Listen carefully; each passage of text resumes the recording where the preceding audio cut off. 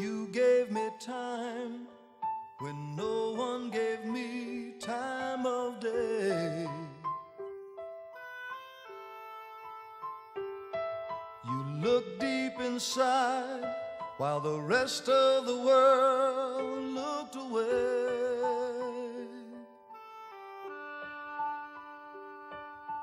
You smiled at me when there were just frowns everywhere.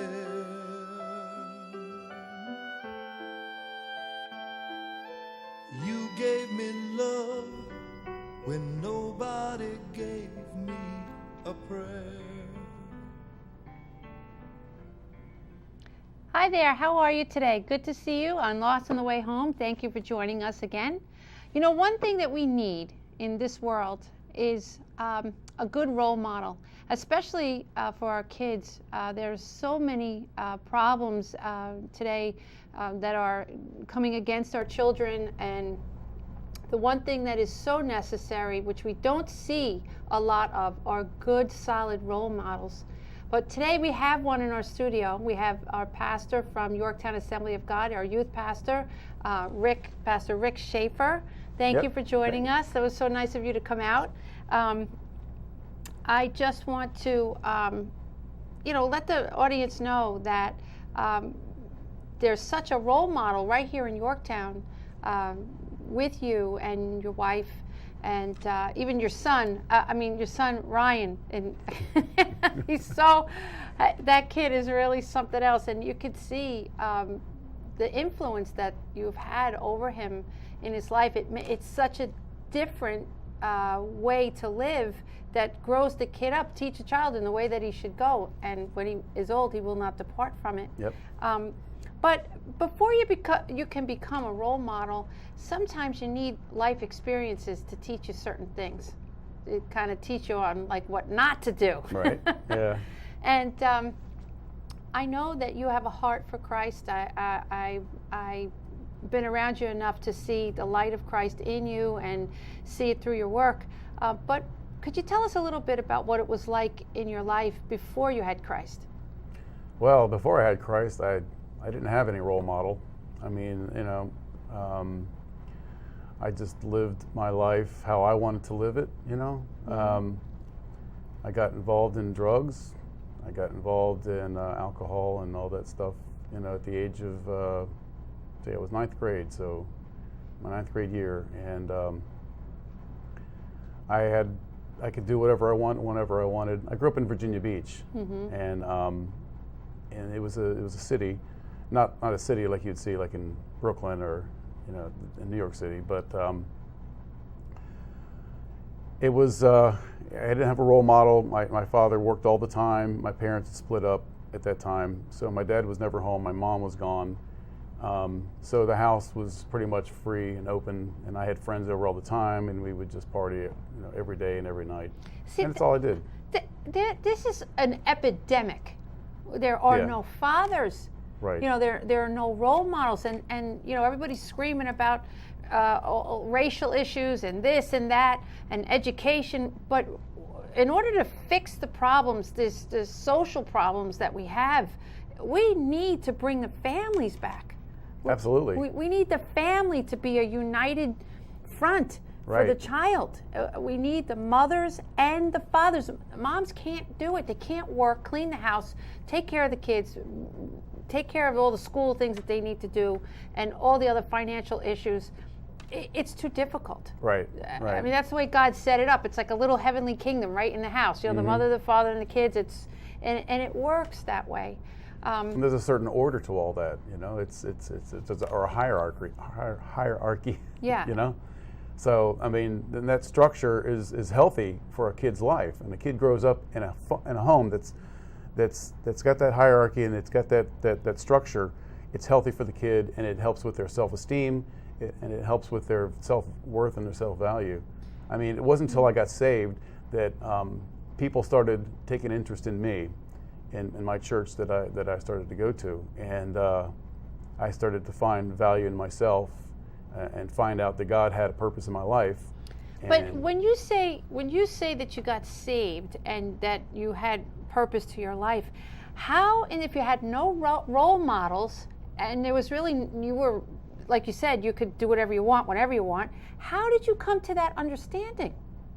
Well, my uncle was, he was actually an influence for me to get involved in drugs, a little bit, not a big influence, but you know, I knew that he did it too. He's only 5 years older than me. And then I remember him coming to visit us one summer, and he talked about how he's now a Christian, which I didn't know what that word was. But that you know. you didn't want to know You what know, it means. Yeah, right. And I mean, I knew about God because I grew up in the Catholic Church. You know, I went to Catholic school, I went to catechism, I did the first communion, the first confirmation. You know, I did all that stuff, and I knew who God was, but I didn't know about a relationship with Christ.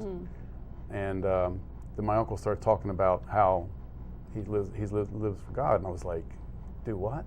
You know, it was like a totally foreign thing to me. So he began the role modeling part towards Christ. But in my church, people took an interest in me and began to just be the role model that I didn't have. So your uncle actually got you to the point where you were now attending church. Right. Oh. Right. So you were listening. I was. So do you think that there was something in your heart? And how old were you? At that time, I was about 16. About 16. So do you think that there was something in your heart? There was something like almost like an innate sense of wanting to belong to something? Was that, do you think, what was started to draw you? Like you trying to belong to something, or what was the thing you think was drawing you? Change. I want to change in my life. You want to change. I was, the drug life wasn't all that it was cracked up to be when I first started it. And it was like I lived every day to find that first high, and it wasn't there. And the more that I reached for it, the worse it got, and the worse it got. And but I remember, you know, my uncle telling me everything about God that I didn't learn when I was younger, and that is about a relationship with Him, and He would change my life. He would come into my life and make me a new person, and I know I needed it. So I said the prayer with him, you know, and I asked Christ to be Lord of my life. But I didn't act it out right away. I mean, it wasn't an easy task, you know, because I didn't do my part. So I kept falling back into drugs, and then I'd run to God and say, "Oh God, I'm so sorry," and I would come back to Him, and then the next night my friends would come around and I'd do the same thing again. So it went on for a couple of years until finally, when I turned 18, I said, "Oh, I realize now that it's about committing my life to Him," and I sold out everything to Him. He became the owner of me. I let Him take control of my life. See, now that sounds so scary to some people. Oh, yeah. It's like, oh, I'm not going to be in control of my life anymore, and I'm not going to have any fun, and I'm not going to get to do things anymore. But really, what is it that you're looking to get and do? Well, you know, it's like a car driving down the road. I mean, a car needs a driver, you know. And my life, I'm the car, and I was driving myself without a driver. And most people don't realize that you need someone to steer your life. You need to be directed. You know, you need to be guided, and nobody has the answers, but God does. And it takes realizing that, oh, if I surrender to God, He knows what the future's about. He knows He's the one that created me. He's got a plan for me. So if I give my life to Him, if I surrender to Him and let Him have His way with me, then it'll come together. You know, isn't it true that when God takes control of your life that way, He implants these desires, or let's say maybe awakens these desires that you didn't know that you had. And now it's like, wow, all of a sudden I want to serve God. I want to do this. I want to go. I want to do a ministry, or I want to tell other people, or whatever it is that the Lord is, you know. Well, you know, as a children's pastor and a youth pastor, I have to talk with visuals. Because, well, most of us need visuals. I'm a visual person. Right. I need visuals. Well, they say 80% of what we remember comes through our eyes. Right. So So one thing that I do often is I'll have a cutout of a human being. It's just a big board or poster board, and there's a piece missing in the middle.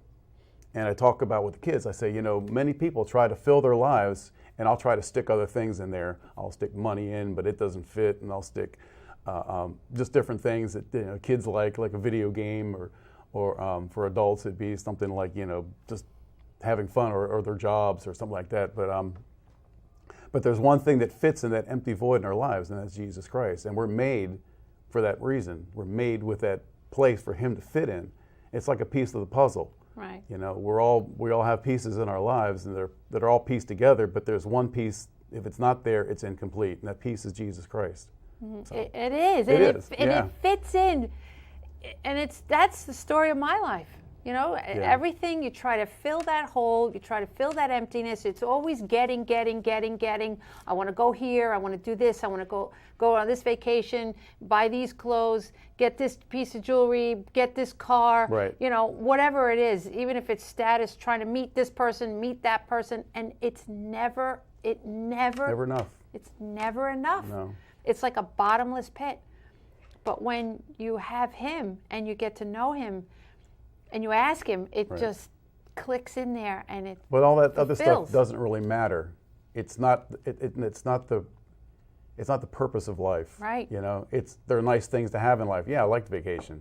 Sometimes I come back from vacation and I need a vacation from my vacation. It's like, Right. If you have too much money, then you got to worry about somebody stealing it or everybody asking you for money. Right. If you have you have a very nice car. A very nice car. You got to worry about somebody scratching it or running into it. There's so much to worry about. Right. But when you have Christ in your life, those material things, and even the prestige, and anything, all those things that we find important, don't become important because they're going to pass. All this stuff is going to pass. They're very temporary. I did a lesson with the kids a couple weeks ago, and I showed them a picture. I showed them a picture of, remember Cheryl Tiggs? Yes. Yeah. Back in the day. Back in the day, yeah. And I remember all the guys just gaga and oohed over her, right? And I showed a picture of her in the late 60s, early 70s, one of her first, it was a Vanity magazine cover that she was on, and she's a cover girl, right? And then I was on the projection, and then I showed a picture of her, what she looks like now. And of course, the kids were like, "Oh no!"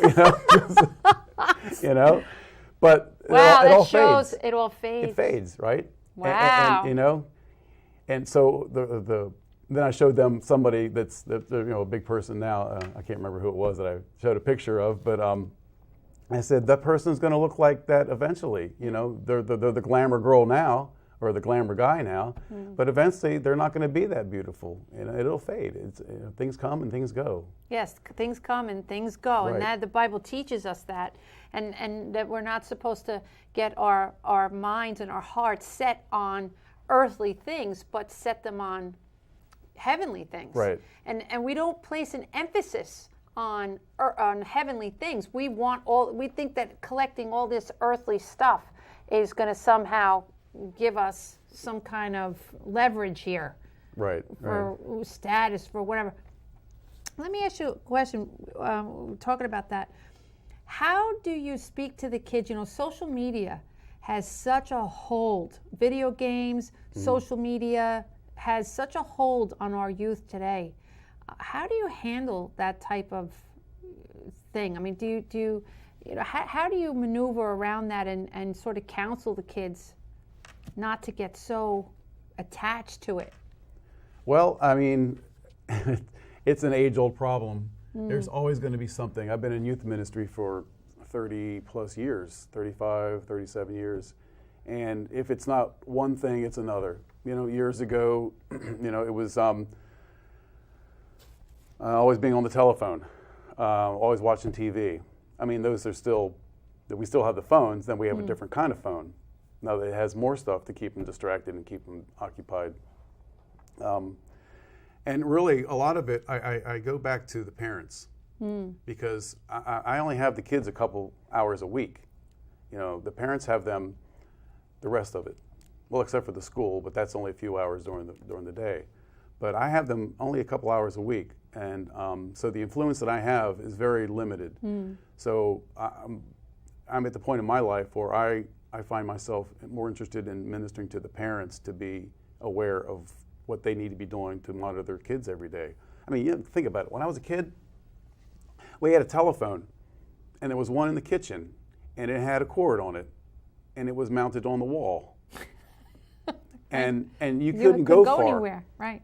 And I remember when we finally got that 10-foot cord that you could go across the room, and I remember stretching it across the room, and I closed the door to the dining room because it would actually reach, but I had to lay on the floor because that was the end of the length of the cord, and I could talk on the phone.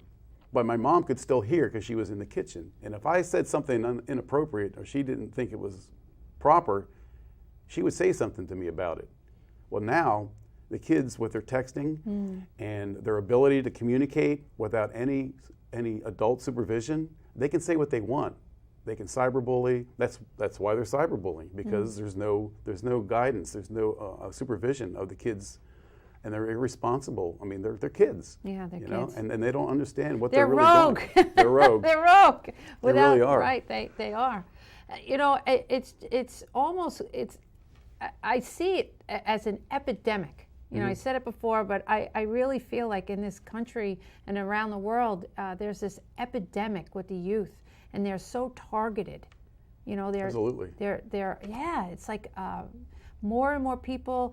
I had the gentleman I had on the week before spoke about how he grew up in a home that never celebrated birthdays. Yeah, and it was never any words of affirmation. And because it is at such an epidemic pace, it's almost out of control. It's so difficult to even come back from that. Yeah.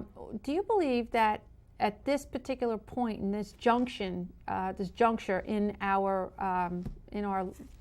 earthly time here, that Jesus is going to start to make himself more real to the kids? He's always been making himself real to them. You know, I mean, what's the difference between that and an adult? You ever see the difference? Do you ever notice a difference between when a young kid receives Christ, fully embraced it, and has that experience with Christ, opposed to an adult? Does it seem different or more? Yeah, I mean, it's because the way the kids are good at spotting phonies, and they don't. You're right. They are. If it's real, they're going to make sure that they let everybody know that it's real. It's for real. And depending on the personality of some of the kids, they don't want to look like a weirdo to their friends, so they're cautious about how they present it to their friends if they do. Some of them don't care. Some of them are like, "Oh my goodness, I'm completely changed," and they don't care. They don't care. Right, and it just depends on the personality of the kid. Like anybody, it's just their personality of what the change meant to them. So. Yeah, because Jesus, he it's not like he comes in and makes us robots. He doesn't interfere with free will. I mean, that's what makes us different from the angels in heaven. Is that God gave us free will. He gave us the choice to choose him or not to choose him, and that was a struggle that I had when I was 16. I had a choice to choose God or not, and then one day I would choose something else. I would choose what I wanted to do, but that doesn't make him in charge. That makes me in charge at those moments. Right. Right. I mean, I have to be in charge, or he has to be in charge.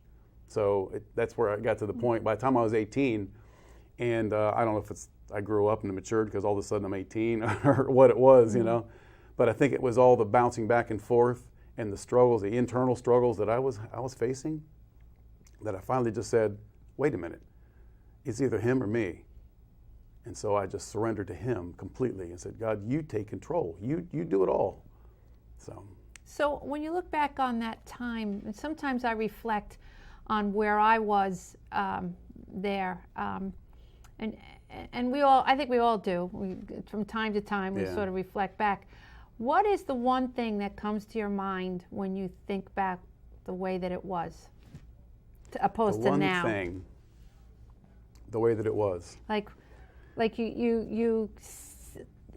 you know, for me, I think back, wow, gosh, I can't believe I was like that. I can't believe that I put myself in the situations that I did. Right. And I'm so grateful. You know, for me, it was so long ago. I mean, I was 18 years old, you know, and that was a long time ago. A long time ago. Long time. I mean, it's really, it's like another life. You know, I as soon as I got saved, as soon as I gave Christ my life and he saved me from myself and from my sin and from my life of headed for definite destruction, I started serving God because I realized I was so appreciative of the change he made in my life and the power that he gave me to overcome the temptation to go back to the old life. I mean, it was amazing, the change that took place, the transformation that took place. Okay, so what you just said, he gave you the power. Yeah. He gave you the power. Because the night that I gave 1979, I sat in our garage on the pool table, and it was January 1st. And I said, God, I give everything to you today. I realize now that it's giving you it all. And I was at a point, I was at a crossroads. I was like, no more. I was dead serious about it. Mm-hmm. That same day, New Year's Day, my friends came around. And they brought the same stuff around, the drugs and stuff, and they started passing it around. And I had no desire, I had no interest in it at all. And they were like, what's wrong with you? And I said, I don't really want it. I have no interest in it. And they laughed it off, whatever, they kept passing it around. And they kept persisting. And finally I told them, and they said, well, what's wrong with you? Why? They couldn't believe it. I said, because last night I asked Jesus Christ to come into my life and to take over my life. And, and they laughed it off again. They thought, oh yeah, well, this will be temporary. And it never changed from that day on. And I realized that I had been given the power by God because I was so committed to surrendering to him that he gave me the power to overcome the temptation. And when they tried to push, and then they came around day after day, and I was like, I don't care. You're my friends, but I'm not participating in that. And they eventually just fell off. They just disappeared on me. Resist the devil, and he will flee. Right. And he gives us that power. People don't understand that there is this tangible physical power, this grace that he gives us to enable us to overcome and to sustain us. I mean, that's the thing, is being able to maintain that. When they kept coming around day after day, I mean, it wasn't just that first day, and it's been that day like that ever since then. I can see that moment still is so tender in your heart. It's a moment that when that happens to you, you're never the same again. No, that was a pivotal point in my life, and of course there's been many pivotal points in my life since then. There are, but there's that one moment in time that it's such a shift. Yeah. There's a shift in everything, the thinking, in the family life, in decision making, right. in your direction, your destiny. When you talked about my son Ryan, and he's just a wonderful boy. I just love him. He is. And I've been there for him every single day. I broke the cycle that my family had because Christ gave me that power. I had him many years later, because I'd spent many years in ministry. God called me into ministry almost immediately. And I worked in churches all over the country. And so when I settled down, and I guess I've settled down. I don't really know if I've settled down or not. But no. When I finally had a child, I said, God has given me, this is my ministry. He is my ministry, and he's just a joy and a delight, and I love him dearly. And he is a joy. He really is, and he has a call of God on his life as well. Absolutely. And it's amazing the way he cares he cares for other kids in such a compassionate way. Oh yeah, Yeah. absolutely. He loves the babies. Yeah. He loves kids. He loves everybody. He You know? does. I see him going up to people, men, adults in the church, and he'll put his arm on them and go, "Hey man, how you doing?" You know, it's not an age thing. He's like everybody. He just loves everybody. He just loves everybody, and you see it on his face. Yeah. You know, and of course your wife is so wonderful. Oh yeah. And such well, a it's support. really because of her that he's such a wonderful kid. You know. Well, you know, the Lord blessed you incredibly with such a wonderful wife and Right. family, and I know that to Yorktown Assembly, you have been the biggest gift that God has sent us, you know, along You're with too our kind. pastor. Really, no, it's the truth. You are such a gift to the youth, and we just adore you, and thank you so much for your ministry there. Well, we were blessed also. My wife and Ryan, last night we were praying, and he said, you know, he always thanks God for the church. Oh, that's so true. Yeah. And having you there is just, especially in these times, these end times now, Right. and what's about to happen through our youth. And you're going to be ahead of it, and it's going to be a wonderful thing. We have take a minute, 1 minute, and look into that camera, if you would, and just pray for those parents that are having such difficult time with their children. Yes. Father, we just love you, and we thank you for your love. We thank you for your grace. Lord, it's by your amazing grace, Lord, that we're able to do what we can do. Because, Lord, sometimes we just can't do on our own what we would love to do. But, Lord, it's by your grace and by Yes, the Lord. power of your Spirit Yes. that enables us and fuels us to be able to do the things that we need to do. Lord, I pray for every parent that's listening right now. I pray, Lord, that you would give them wisdom, give them understanding, and give them a passion Yes. to Lord. love their kids and to be their mentor and to be their parent. Jesus, I just trust in you and know that you can do it, Lord. And it's work that we have to do on our own part, but Lord, that work can be supported and it can be powered by you. Yes, Lord. And Lord, your word says that it's not by might nor by power, but it's by my Spirit. And so, Lord, by your Spirit, and Lord, we know we can do all things through you who strengthens us.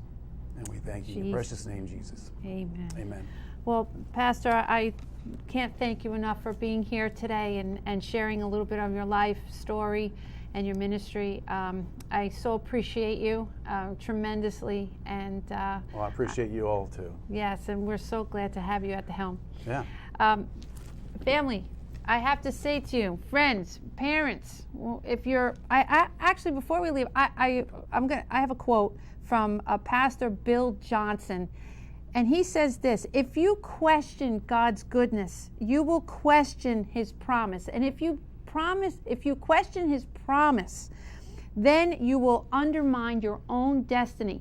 And that's true for your children as well. If you question God's goodness, you can undermine even the destiny of your own children. I ask you to ask Jesus to change your life, change your heart, come into your family, and he will make all things new. That's what he does. I want to thank you so much for joining us on Lost on the Way Home. Follow us on YouTube and Facebook. We are here every day at Tuesdays at 9 a.m. You can watch us. And please write to us. If you have questions, if you have prayers, requests, let us know. We'll pray over them. We'll answer your letters. Whatever, make some comments. We're here for you. If you need anything, please let us know. We thank you so much for joining us today. Start all over again. That's why I love you, Jesus. That's why I'll always care. You gave me love when no